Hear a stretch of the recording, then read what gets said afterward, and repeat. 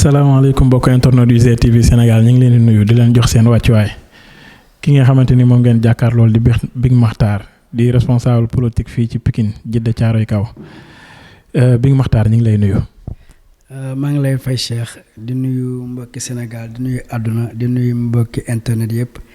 di ñaan yàlla nag émission bii nii ñu tàmbale ko ci bisimilah rahmaani rahim àggale ko ci alhamdulilah rabbi alamin. waaw mu mel ni ginnaaw bi nga nuyoo ba pare. li nga xamante ni moo fi waral jotaay bi muy wax li nga xamante ni moom la fi président Modou Gueye def ak li nga xamante ni liggéeyagum na ko daal ak li nga xamante ni mooy actualité yi nga xamante ni moo xew ci politique bi tey boo ñu doon wax li nga xamante ni président defagum na ko diggante bi mu fi toog ak léegi muy 1 an et quelque lan nga nay wax. waaw Cheikh loolu moom dinaa ci sawar a tontu du ma sax wax ni li mu fi defagul bi mu toogee ak léegi mais ci télé laa toog. te jàpp naa ni loo wax fii da nga ko waxaat ëllëg te président Modou Gueye waxuma la sax bi muy toog mais avant muy nekk ci Djiddah Thiaroye Kaw bay nekk maire bi ci affaire sociale la doon dox te am na loo xam mun naa ci brosser tuuti mooy bi muy nekk domaine ca mbënn bi di am dafa demoon ci fi muy barabu liggéeyuwaayam daal ni képp ku am jouet bu yàqu pour bañ a sonal kenn sax dafa ni ku am jouet bu yàqu boo utiliser tool ku am yére boo solatul ku am dàll boo solatul indi ko ñëbbu ko suñu mbokk yi nekk Djiddah Thiaroye Kaw pour bañ a sonal nit ñi mais jullit dëgg lu muy maye lu muy utiliser lay nekk comme ni ko yonent bi sallallahu alayhi wasallam waxee mais pour bañ a teg fitna ñi nga xam ne si ñooy donneurs yi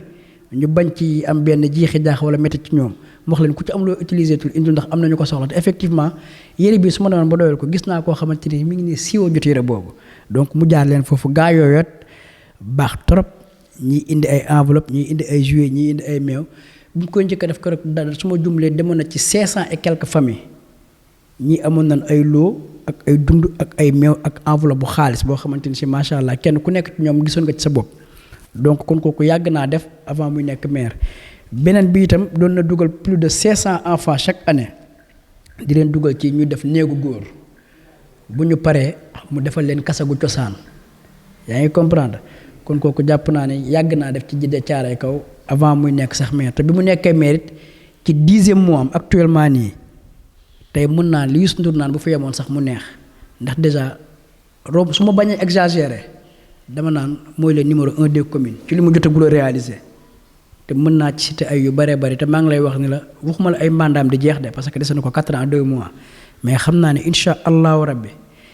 ci 1 an déjà war nañ def benn bilan te bilan boobu bu ñu ko tegee amul benn commune pour ne pas exagérer même commune ville Ndakaaru ah jëlal naa Pikine de même ville Ndakaaru leer na man le président Modou Gueye réalisé gën ko. yaakaaroo woon ne da nga koy ragal ginnaawam rek. non moom ñu ko xam dëgg sax xam nga lu ñu wax des fois da ngay gis mën naa la woon ay vocal danaa yow gëmoo Modou Gueye ndax lan su maanaam yàlla suturaal na ko ba du def yenn erreur yi parce que am na xam-xam ca jàng na c'est un sociologue donc mais man li ma gëm am na ñu may gis ba ci suñu parti. bu ñu defee loo xamante ne ànduma ci dama naa leen carrément ànduma ci kon kooku jàpp naa du ma ko ragal ginnaaw ndax waxuma la affaire partisan ñi xamuñu mais c'est mon frère sama taw bu góor bi mu juddoo moom laa ko tuddee kon romb na ay affaire de ragalante ginnaaw bañ na ko ba des fois moom du ma wax sax ay big sama rakk la may wax parce que dañ bokk dëkk ba pare bokkaat leneen ak leneen kon kooku yos naa fu ma koy ragalee ginnaawam. mu mel ni tamit am na ay ambition yoo xamante ni nekk ngeen ci surtout yow mu mel ni am na foo jugee am loo fa bàyyi. bëgg nañ nga wax ñu si tuuti loo xamante ni askan wi buñ ko gisee dinañ xam ne Modou Gueye mi ngi liggéey bu baax a baax. fu ma jógee ak fu ma fa bàyyi par rapport à quoi comme lan. comme dama dégg nga wax benn réalisation boo xamante ni ci la nekk ak fi nga jógee nii ne am na loo fa bàyyi tey mu mel ni ci réalisation yi mu def la ak ay xeeti liggéey yoo xamante ni daal def na ko loo xamante ni mën nañ cee teg bët nga wax ñu ko. tey boo dee dem fii nii ci mairie benn fii centre Saliou Ndir la boo demee fee ci mairie benn bu mu nekk. am na benn jardin public bu moderne bu mu fa def si je ne me trompe pas sax bariwul ci Ndakaaru buy am jet d'eau ak lépp pour commencer am na benn terrain gazon synthétique boo xamante ni si entamé nañ ko ak yeneen réalisation yoo xamante ni si leer na ma ne su ma ko doon lim fi la ñuy fanaan loolu moom lu bët di gis la lu loxo di làmb di ko daj la te pavage karo yi maanaam Djiddah Thiaroye Kaw en grosso modo pour wax la dëgg nañu xaar te xam ne incha allahu rabbi 2e mandat président Modou Gueye bu koy am waa Djiddah ñu ngi koy campagne ñoo koy gañeel.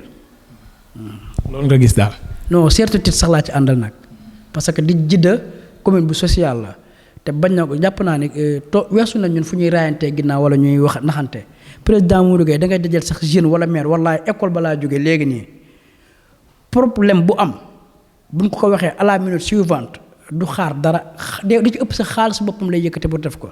kon donc kooku vraiment dañ koy ñaanal yàlla gudd fan wér ak réussite totale. waaw bi ñu ñëw ci mu mel ni tamit comme li ngeen doon ñaan depuis boobu ba tey président Macky Sall jox ndomba tànk ki nga xamante ni mooy président Modou Gueye mu def ko yan jàngat ngeen ci am ak lan ngeen ci gis. waaw loolu ñun bi ñuy ànd ak président Modou Gueye wala président Macky Sall bi ñuy ñëw ci en mouvance présidentielle c'était en 2019 ñu ngi ci 2023 donc bu fekkoon te ni nomination moo ñu fa yóbbu kon am nañ ko bu yàgg mais xooloon nan bi ñuy dem ci président Macky Sall xool nan carrément par rapport ak yeneen leaders yi fi nekkoon bokk na ci nit ñi nga xam ne si macha allah seen loxo gënoon na set te tamit benn am dafa gën ñaari dinaa la jox te président Macky Sall période bi ñuy dem ci moom jàpp na ñeenti naataango mi mu fi nekkaloon moom moo ci defoon ay réalisation yoo xamante ni si loxo mën na ci tege bët mën na ko gis léegi nag ñun bu ñu waxtaanee ci suñu biir la ni président Modou Gueye pourquoi pas ñu dem joindre camp Benno Bokk Yaakaar mouvance présidentielle bi moom tamit mu ni ma mënul jël ay engagement dem ndax dafa am mbooloo mu topp ci ginnaawam bu ñu demee ñu voté majorité emporte ko ñu ànd ak moom te daanaka sax majorité bi mooy lan ñun yàlla daf na dimbali ci benn affaire quoi président Modou Gueye fi mu xool la gaa yi xool fu mu xooluñu fa taw bu mu néewee ñi nañuy dem ci bi gars yi d'accord day dem ci Macky Sall wax dëgg yàlla amul sax kenn ku ci opposé wu ba la fois passée gis nga 2019 ba léegi bërki démb la ñuy doog a def suñu meeting d'investiture kon xam nga ne kooku ñun xaar ñoon ay nomination ci moom wala poste voilà. mais ngeen yaakaar ne choix boobu noonu est-ce que neex na askan bi parce que man su ma juumul damay focc weewu bay da ngay dégg ñoo xam ne dañ naan Modou Gueye ni mu baaxee ni mu mel daal suñuy jàppale Macky Sall Mamadou Gueye moo tax nga jàpp ne moom bu beroon yoonu boppam du ëpp doole. waaw Mamadou Gueye man li may wax rek mooy ñun ñu ni ànd ak moom ànduñu ak moom comme quoi que fii lay nekk wala nekkul fii ànduñu ak moom comme quoi que kii la bëgg wala bëggul kii ñun li ma wax sànq rek mooy fu mu ñu xool loolu la ñu xool fu mu ñu joxoñ loolu la ñu joxoñ te bu ñu jëlee choix Macky Sall bu mu dugg te moom gor la du wor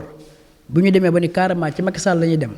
ñun dañ ko topp quoi te tey képp ku naan man dama ànd ak Modou Gueye mais warut a dem ci Macky Sall damay gëm ni gëmoo Modou Gueye parce que ku gëm Modou Gueye xam ne Macky Sall mandat 5 ans bii moo war a jëlewaat 2024 2029 bu ci paree da ciy pare te président Modou Gueye boobaa dafay ñor xomb ci politique parce que xale la quoi qu'on dise il n'a même pas 40 ans donc tey bu ñuy ànd ak moom yàlla may ñu gudd fan ak wér jàpp naa ni bu amaatee 40 ans da koy fekk ci 80 ans donc loolu bu la yàlla may wér mooy loolu donc ñun jàpp nañu suñu ànd ak moom am nañ ay ambition am nañ ay objectif mais nag dafa fekk ni tey benn bant ci kër bu menjul day samp ndóol tey président Modou Gueye li mu doon dafa ku si néew ci ay partisans yi ko topp ci ginnaawam ak social ci salaire boppam la ko doon jëlee te loolu day metti donc nag boo demee tey fu mel ni mouvance présidentielle tey peut-être di nga am chance des fois bu naan kat lii dañ koy génne pour affaire sociale mu dugg sa koñ yow mi nga xam ne doo opposant mën nga ci jot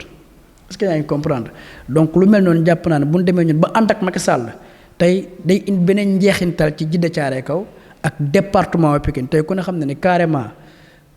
commune boo gis mu contre état borom commune ba ma ngay lor ay dëkkandoom parce que ku ne dégg na acte 3 de la décentralisation donc déjà léegi état bi daf la bàyyeeg sa waa gox te tey jàpp naa ni li nga xam ne si mooy dimbali sa waa surtout commune yu mel ni nga xam ne si commune sociale la donc ay nit ñu mel ni président Modou Gueye ñoo ci war a nekk benn ba pare ànd ak état